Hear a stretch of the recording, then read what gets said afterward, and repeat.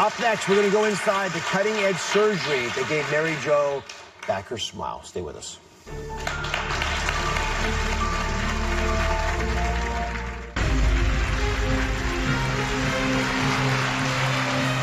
In the most sensational crime story of our time, Mary Jo Buttafuoco's face was left partially paralyzed after surviving a devastating gunshot wound. It's been a long road to recovery, but now Mary Jo's face has been completely restored.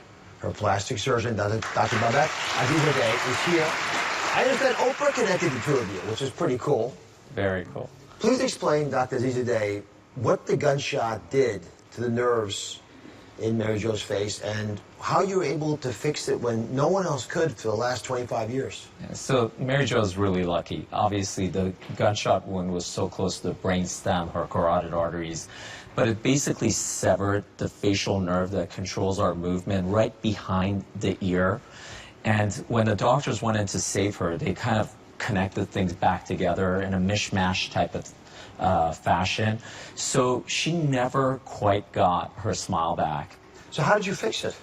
How did you do what no one else could do for all these years? Yeah, so for a long time, we've been like thinking about facial paralysis in a completely different way. So this was a paradigm shift of, hey, let's see if we can reduce the activity of these frowning muscles. Can we unlock her smile? And essentially, that's what we did, because it's kind of like a piano player. The smiling action is just like our fingers, right? Very delicate, very precise. So if there's any counteractive motion, then you can't smile. Let's go show everybody what you did. I realize that it's a little difficult to explain in words, so I built a little demonstration. We're good at these demonstrations. Here you have your face, Mary Jo. Show and tell. Now, this is the facial nerve, the big nerve bundle. This cable represents that, and it takes all these messages, these little nerves, and they go down to your face. Now, when you smile, you have to actually lift your lips up, right? When you smile, it's how your mouth goes up. When you frown, your mouth goes down when you're upset at somebody, right?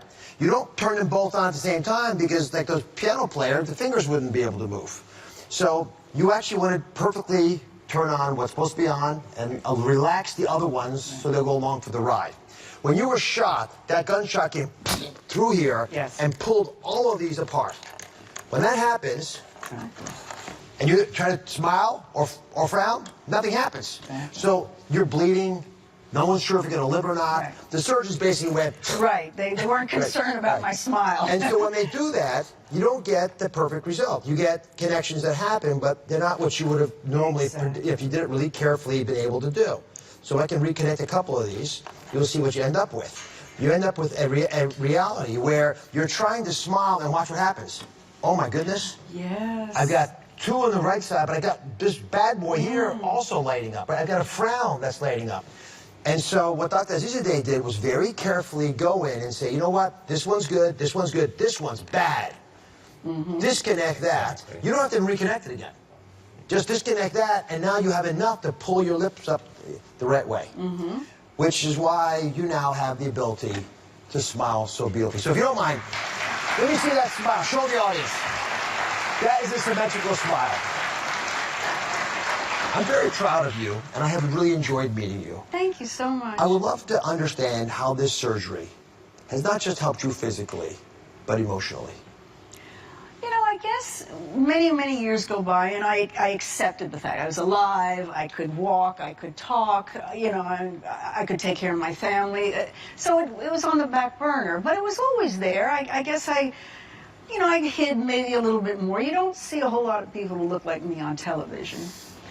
And when I met the doctor, we did some things. This, though, I didn't realize how I felt. And when I got out of surgery and I smiled and I went, I see my teeth. It was the silliest thing, yet it was the greatest thing. And it has given me such more confidence. My son got married a couple of years ago and he had a photo booth. I didn't get in it. I would not do that.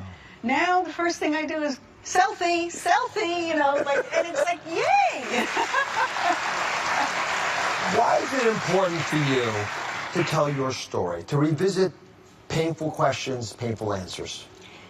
Listen, it's very important. As I said, all of us go through something in life, some worse than others, some not so bad.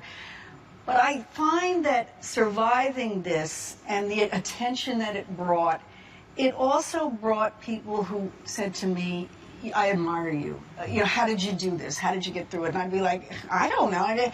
But then time goes on, and I realize I have a story to tell. And it's a story of survival, and it's a story of resilience. And it's a story of when you open yourself up, you meet new people, you have new experiences. And I've gotten a lot of mail from people saying, thank you, you know, because I saw you here, I got to do this, or because I heard your story, it made my divorce a little easier to deal with, whatever the case may be. And that's very fulfilling.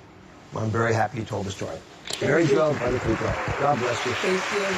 We'll be right back. Thanks to all my guests.